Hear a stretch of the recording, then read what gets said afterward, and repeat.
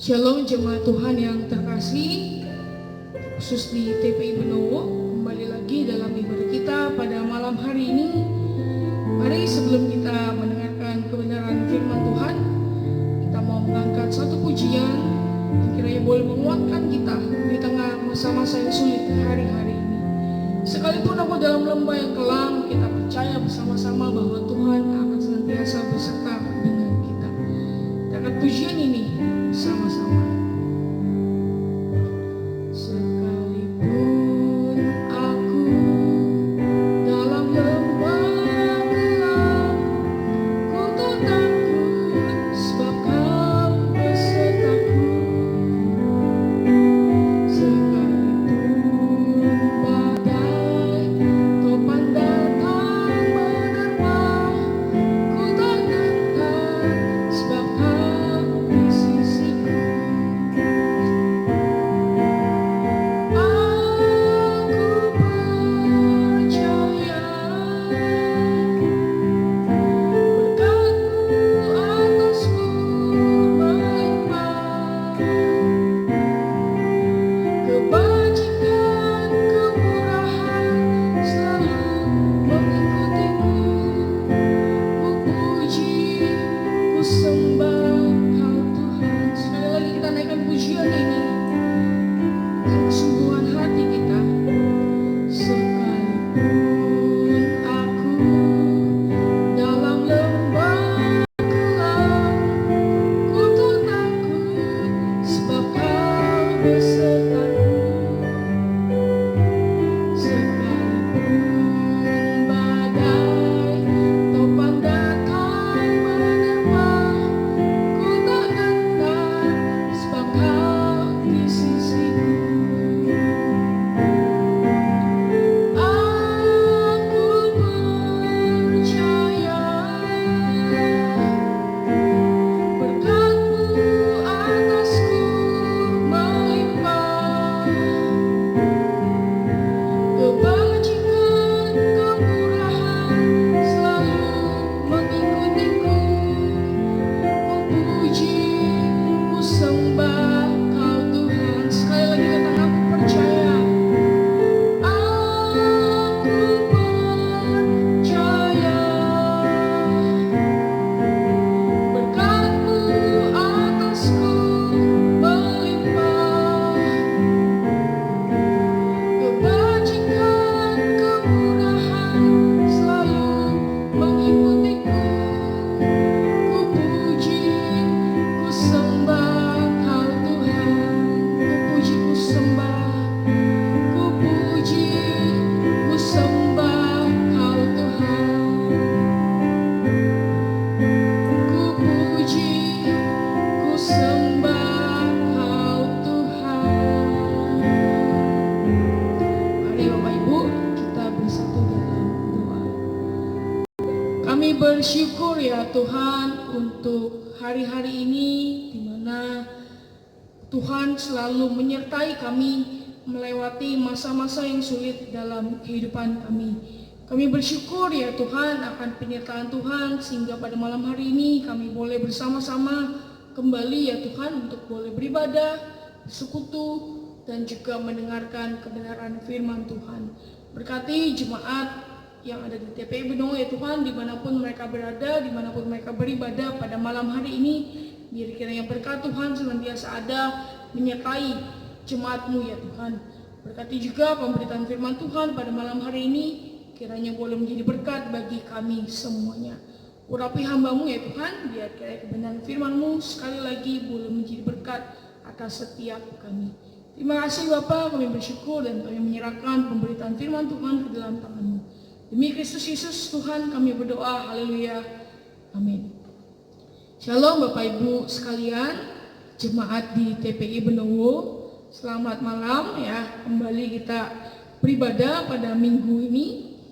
Mari kita buka Alkitab kita langsung saja dalam Matius pasal yang keempat, ayat yang pertama sampai dengan ayat yang ke-11. Sekali lagi Matius pasal yang keempat, ayat yang pertama sampai dengan ayat yang ke-11. Saya bacakan bagi Bapak Ibu Saudara sekalian. Pencobaan di padang gurun. Maka Yesus dibawa oleh Roh ke padang gurun untuk dicobai iblis. Dan setelah berpuasa 40 hari dan 40 malam, akhirnya laparlah Yesus. Lalu datanglah si pencoba itu dan berkata kepadanya, "Jika engkau anak Allah, perintahkanlah supaya batu-batu ini menjadi roti." Tapi Yesus menjawab, "Ada tertulis, manusia hidup bukan dari roti saja, tetapi dari setiap firman yang keluar dari mulut Allah." Kemudian iblis membawanya ke kota suci dan menempatkan dia di hubungan bait Allah, lalu berkata kepadanya, "Jika engkau anak Allah, jatuhkanlah dirimu ke bawah, sebab ada tertulis mengenai engkau, ia akan memerintahkan malaikat-malaikatnya, dan mereka akan menata engkau di atas tangannya, supaya kakimu jangan terantuk kepada batu." Yesus berkata kepadanya, "Ada pula tertulis, janganlah engkau mencobai Tuhan Allahmu." Dan iblis membawanya pula ke atas gunung yang sangat tinggi dan memperlihatkan kepadanya semua kerajaan dunia dengan kemegahannya, dan berkata kepadanya, "Semua itu akan kuberikan kepadamu jika engkau sujud menyembah aku." Maka berkatalah Yesus kepadanya, "Nyalah iblis, sebab ada tertulis, engkau harus menyembah Tuhan Allahmu, dan hanya kepada Dia sajalah engkau berbakti." Lalu iblis meninggalkan dia, dan lihatlah, malaikat-malaikat datang melayani Yesus. Demikian pembacaan perikop kita pada malam hari ini, yang terambil dari Matius 4 ayat yang pertama sampai dengan ayat yang ke-11. Bapak Ibu Saudara sekalian, kita telah membaca tadi, dan kalau kita boleh melihat bahwasannya Yesus di perikop sebelumnya, setelah ia dibaptis dan ia dibawa oleh Roh Kudus untuk dicobai di padang gurun. Bapak Ibu Saudara, tahukah Bapak Ibu apa itu padang gurun? Kalau kita melihat gitu ya, gambar-gambar di internet ataupun pada kita melihat di TV dan sebagainya, padang gurun adalah tempat yang luas, tempat yang tentunya kosong karena tidak ada makhluk hidup yang mau hidup gitu ya. Mungkin beberapa tanaman dan lain-lain. Lalu padang gurun itu juga tempat yang sangat tandus, tempat yang kering, sepi, dan tidak ada orang di padang gurun. Padang gurun juga merupakan satu tempat yang ekstrim, di mana cuaca di padang gurun antara siang dan malam itu berubahnya sangat drastis sekali. Siang panas sekali dan malam dingin sekali. Apakah ada yang mau tinggal di padang gurun, Bapak Ibu Saudara? Saya rasa pasti tidak ada gitu ya. Tidak ada orang yang mau hidup di padang gurun. Kenapa? Karena hidup di padang gurun itu adalah hal yang sulit gitu ya. Kita nggak bisa hidup di padang gurun, kita juga sulit untuk hidup di padang gurun. Nah Bapak Ibu Saudara, tapi apakah Bapak Ibu Saudara pernah merasakan bahwa sebenarnya dalam kehidupan kita pasti pernah berada dalam padang gurun, atau mungkin saat-saat ini kita juga tengah berada dalam padang gurun. Padang gurun bisa kita artikan sebagai satu permasalahan dalam kehidupan kita. Mungkin Bapak Ibu sedang ada dalam padang gurun secara hubungan, mungkin dengan orang tua, dengan anak, dan sebagainya. Lalu ada juga Bapak Ibu mungkin sedang mengalami padang gurun gitu ya, kekeringan secara emosional, secara spiritual. Tentunya di masa-masa pandemi seperti ini kita pun kadang-kadang bertanya, Tuhan kok izinkan gitu ya corona ini terjadi, merenggut nyawa sekian banyak orang. Ya mungkin itu juga menjadi salah satu indikasi bahwa kita berada dalam padang gurun. Dan pada malam hari ini sesuai perikop yang tadi kita sudah baca bersama, kita mau belajar sebenarnya apa tujuan Tuhan memberikan kita, mengizinkan kita untuk kita boleh hidup di tengah-tengah padang gurun. Bapak Ibu Saudara, ayat yang pertama di sana dikatakan bahwa Yesus dibawa oleh Roh ke padang gurun. Itu artinya bahwa Yesus itu diperhadapkan, dilemparkan, dan dipersembahkan ke dalam padang gurun. Kata dibawa tadi di ayat yang pertama itu memiliki maksud lain, yaitu diperhadapkan, dilemparkan, dan juga dipersembahkan. Jadi Yesus dengan izin Bapa yang ada di surga itu diizinkan, itu dipersembahkan, diperhadapkan ke dalam padang gurun untuk dicobai oleh iblis. Jadi apa yang bisa kita tangkap dari ayat yang pertama ini, bahwa sebenarnya padang gurun adalah bagian dari rencana Allah dalam kehidupan kita. Kita bisa melihat Bapak Ibu Saudara bahwasannya padang gurun adalah tempat di mana Allah itu mau membentuk kita menjadi lebih tangguh dan lebih kuat. Banyak sekali contoh-contoh yang ada di dalam Alkitab yang menggambarkan bagaimana seorang tokoh gitu ya berada dalam padang gurun, dan ketika padang gurunnya selesai, ia menjadi pribadi yang lebih kuat dan lebih tangguh. Kita bisa melihat dua contoh pada malam hari ini. Yang pertama adalah bangsa Israel, di mana bangsa Israel gitu ya keluar dari tanah Kanaan sampai ke keluar dari tanah Mesir sampai ke tanah Kanaan membutuhkan waktu 40 tahun. Di sanalah dalam masa waktu 40 tahun Tuhan membentuk bangsa Israel sedemikian rupa. Suatu perjalanan yang penuh penderitaan mungkin gitu ya. Tapi sekali lagi, yang namanya padang gurun, setelah kita boleh berhasil melewati padang gurun, kita menjadi pribadi yang lebih kuat dan lebih tangguh. Tentunya kekuatan dan ketangguhan kita itu bukan karena kekuatan kita sendiri, tapi karena kekuatan yang Tuhan berikan. Lalu yang kedua, kita bisa belajar lagi dari Daud, Bapak Ibu Saudara. Daud dari kita bisa melihat dari 1 Samuel pasal 18 sampai selesai gitu ya, sampai 1 Samuel pasal 22 kalau saya tidak salah. Di sana Daud dikejar-kejar oleh Saul gitu ya. Saul yang benci sama Daud, yang iri sama Daud, matanya sudah ditutupi oleh hawa nafsu gitu ya. Nafsu akan kedudukan sebagai raja. Dia mengejar-ngejar Daud, ingin membunuh Daud. Nah, Daud setelah ia diurapi menjadi raja, bukan berarti dia langsung menjadi raja, tapi Daud pun juga diproses oleh Tuhan. Daud mengalami satu pergulatan emosi yang luar biasa, satu perjalanan yang penuh penderitaan.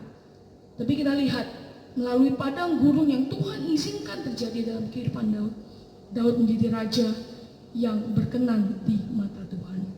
Kita belajar Bapak Ibu Saudara, padang gurun memang sulit dilalui, tapi satu janji Tuhan, Tuhan akan menyertai kita sekalian. Rencana Allah adalah rencana yang mendatangkan damai sejahtera, bukan mendatangkan kutukan ataupun hal-hal yang tidak mengenakan kita. Tapi sekali lagi bahwa Tuhan berjanji akan menyertai kita semua. Tuhan berjanji untuk memberkati kita. Berkat bukan berarti hanya secara materi dan lain-lain, tapi berkat secara esensial itu berarti bahwa Tuhan memberikan kita kekuatan, memberikan kita daya juang untuk kita boleh terus berjuang, untuk kita boleh terus berjalan bersama-sama dengan. Jadi itu yang pertama Bapak Ibu Saudara, bahwasannya padang gurun Tuhan izinkan terjadi dalam hidup kita sebagai bentuk dari rencana Tuhan atas kehidupan kita sekalian.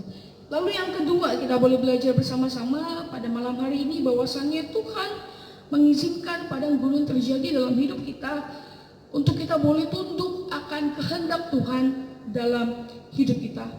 Kita belajar Bapak Ibu Saudara bahwasannya sering kali kita sebagai orang percaya gitu ya, kita suka tanda kutip gitu ya, melupakan Tuhan ketika kita sedang merasakan semua hal yang baik terjadi dalam hidup kita.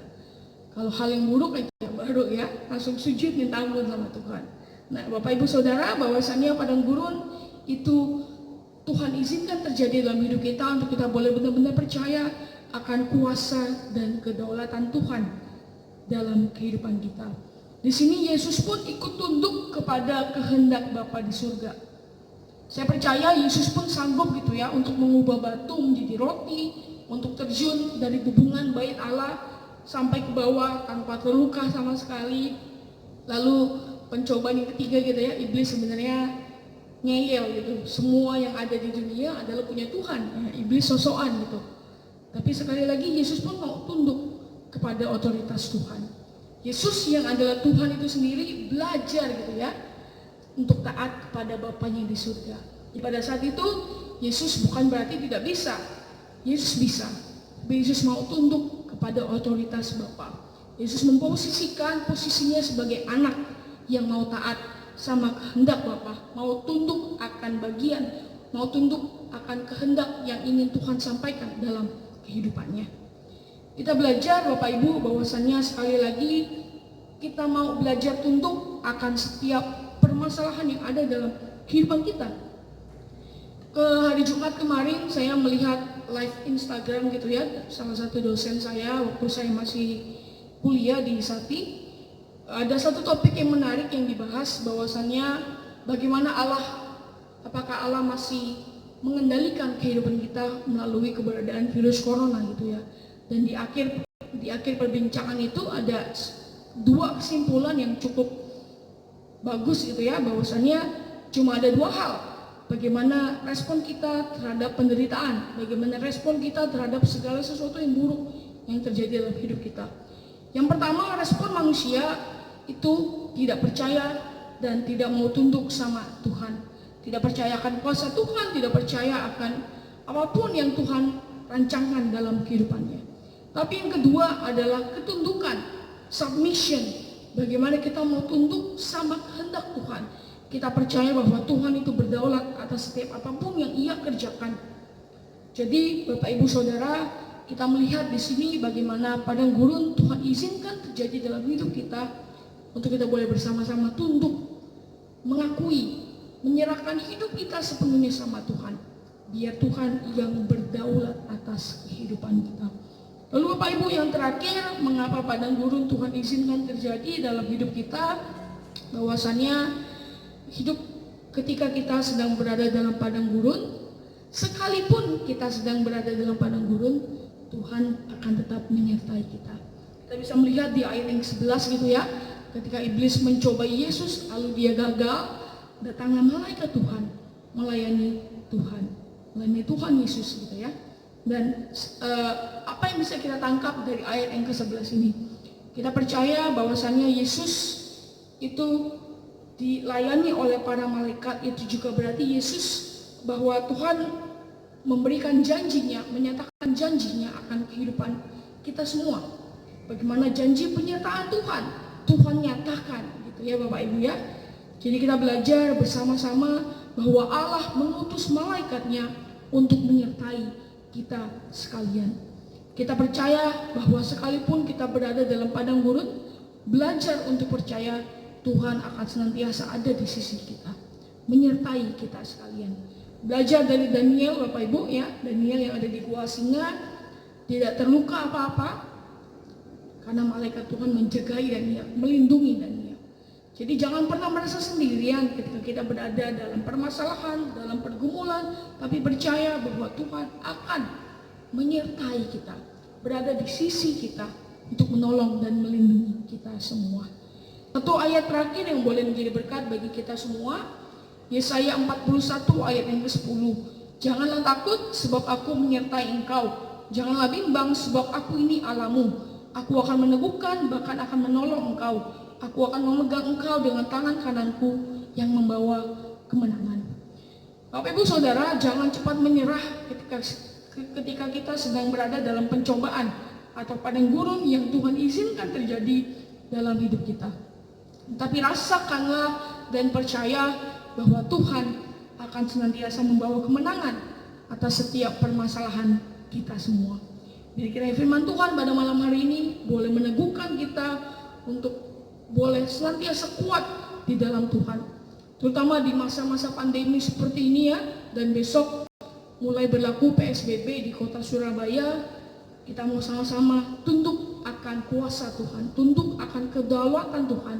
Biar kiranya apapun yang terjadi, itu semua ada rancangan yang Tuhan berikan atas kehidupan kita. Kita cukup percaya dan terus berdoa sama Tuhan, minta hikmat Tuhan untuk kita boleh bersikap hari-hari ini. Itulah kebenaran firman Tuhan yang boleh kita bagikan pada malam hari ini. Kiranya boleh memberkati Bapak Ibu sekalian yang ada di rumah masing-masing. Mari kita berdoa Bapak Ibu Saudara. Bapa kami di surga, kami mengucap syukur ya Tuhan untuk firman Tuhan pada malam hari ini yang boleh kami terima bersama-sama. Ya kiranya kebenaran-Mu ya Tuhan boleh menguatkan kami, meneguhkan kami dan memberikan kami pengharapan bahwa Tuhan akan senantiasa menyertai kami semua. Sekalipun kami dalam padang gurun, tapi izinkan kami untuk kami boleh percaya bahwa Tuhan ada bersama-sama dengan kami, menyertai kami ya Tuhan, senantiasa menolong dan melindungi kami. Terima kasih Tuhan atas kebenaran firman-Mu. Pun memberkati jemaat Tuhan yang ada di TPI Benowo. Biar kiranya Tuhan senantiasa memberkati, Tuhan senantiasa menyertai. Terima kasih Bapak, kami serahkan kehidupan kami sepenuhnya ke dalam tangan-Mu. Biar kiranya kehidupan kami boleh berkenan di hadapan Tuhan. Terima kasih Bapak, kami mengucap syukur dan kami menutup pemberitaan firman Tuhan pada malam hari ini ke dalam tangan-Mu. Demi Kristus Yesus Tuhan kami berdoa, haleluya, amin. Demikian firman Tuhan yang boleh disampaikan, dia kiranya boleh menjadi kekuatan, boleh meneguhkan setiap kita dalam pengiringan kita kepada Tuhan. Tuhan memberkati Bapak Ibu Saudara.